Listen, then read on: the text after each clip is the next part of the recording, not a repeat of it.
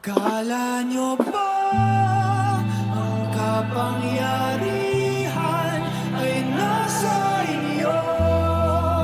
Sino ba kayo? Di naman kami nagkulang sa aming pag-uusap. Huwag niyong tapakan ang katarungan. Akala niyo ba ang kapangyarihan ay nasa inyo? Sino ba kayo?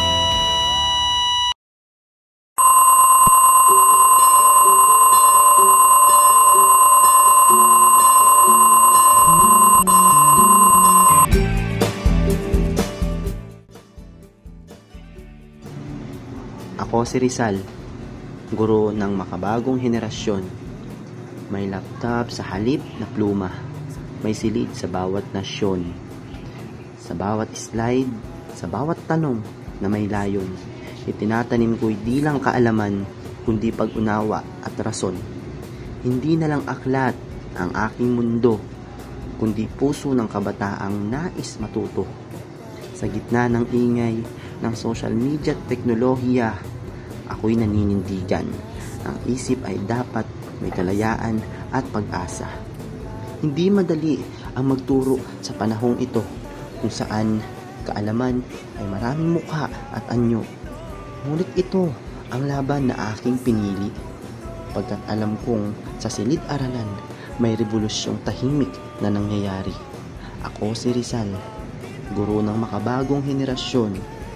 Buhay ako sa bawat isip na natutong magtanong, sa bawat pusong marunong magmahal sa bayan, at sa bawat nilalang na piniling maging ilaw sa gitna ng karimlan. Itinuturo ko ang pag-ibig sa bayan, hindi sa sigaw, kundi sa gawa.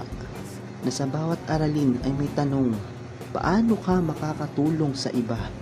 Sapagkat sa dulo ng bawat taon, may diploma man o wala, ang tunay na tagumpay ay kabataang may puso at diwang may pakpak na malaya. Ako si Rizal, hindi nakalibing sa kasaysayan. Ako'y buhay sa bawat gurong may tapang at paninindigan. Habang may batang nangangarap at lumalaban, ako'y narito, nagtuturo, gumigising, umaakay sa kinabukasan. Ikaw ay Pinoy, ipakita sa mundo kung ano ang kaya mo. Thank you, Ma'am Jana. Ngumingiti siya niyan. Oo nga. Perfect na tayo niya.